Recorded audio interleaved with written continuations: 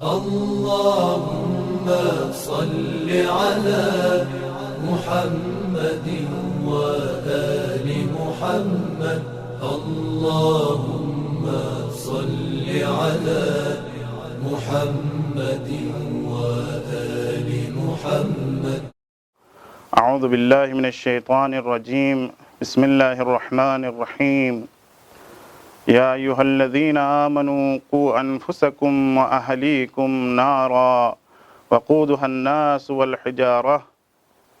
ناظرین محترم، السلام علیکم ورحمۃ اللہ وبرکاتہ۔ تربیت فرزند کے حوالے سے ہماری گفتگو جاری تھی۔ سورہ تحریم کی 6 آیت کی تلاوت کا شرف حاصل کر چکا۔ اسی آیت کے زمرے میں چند نکات بیان کرنے کی کوشش کروں گا۔ تربیت کے جو مختلف اقسام تھے ان میں سے تربیت اعتقادی کے حوالے سے گفتگو ہو گئی، تربیت عبادی کے حوالے سے مختصراً گفتگو کرنے کی کوشش کی۔ آج تربیت جنسی کے حوالے سے کچھ گفتگو کرنے کی کوشش کروں گا۔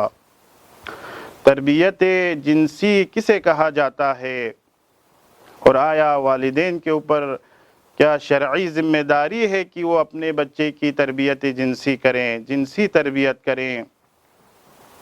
تو تربیت جنسی سے مراد مربی کا متربی کے جنسی خواہشات ہیں، ان کو جو ہے صحیح سمت کی طرف ہدایت کرنا، اور بالغ ہونے سے پہلے متربی کے جنسی خواہشات ہیں، جنسی قوتیں ہیں، ان کو جو ہے صحیح سمت کی طرف گائیڈ کرنا تاکہ وہ انحرافات سے بچ سکیں۔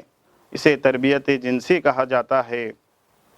تربیت جنسی بھی تربیت اعتقادی اور تربیت عبادی کی طرح واجب عینی ہے۔ ہم ماں پر واجب ہے، ہم باپ پر واجب ہے۔ اگر والدین نہ ہو تو جو شرعی سرپرست ہیں، دادا یا دادی وغیرہ، ان پر واجب ہیں۔ تو جنسی تربیت کے حوالے سے بعض والدین جو ہے یہ شرم محسوس کرتے ہیں اپنے فرزند سے گفتگو کرنے کے حوالے سے۔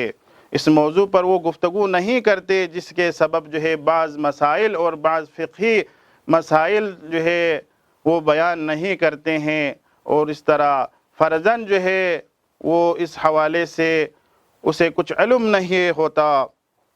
تو والدین کی جو شرعی ذمہ داری ہے وہ یہ ہے کہ بچے کے بالغ ہونے سے پہلے ہی جنسی مسائل جو ہے سے بچے کو آشنا کرے۔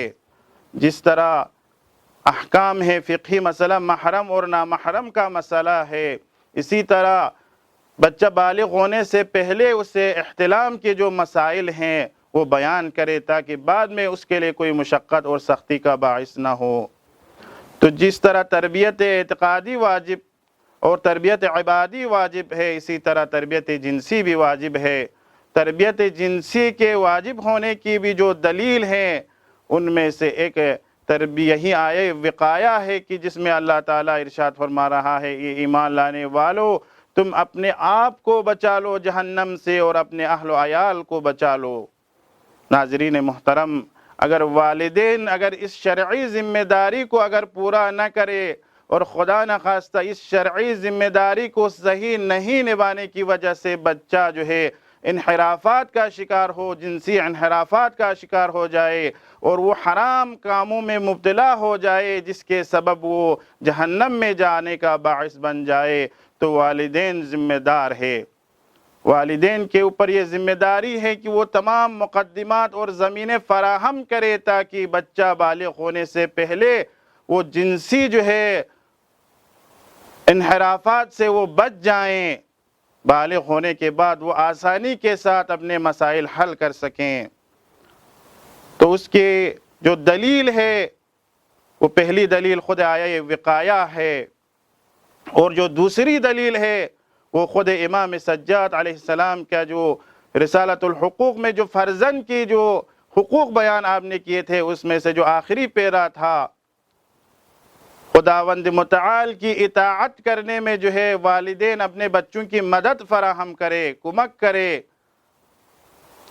تو واجبات سے مراد صرف اور صرف اطاعت سے مراد صرف اور صرف واجب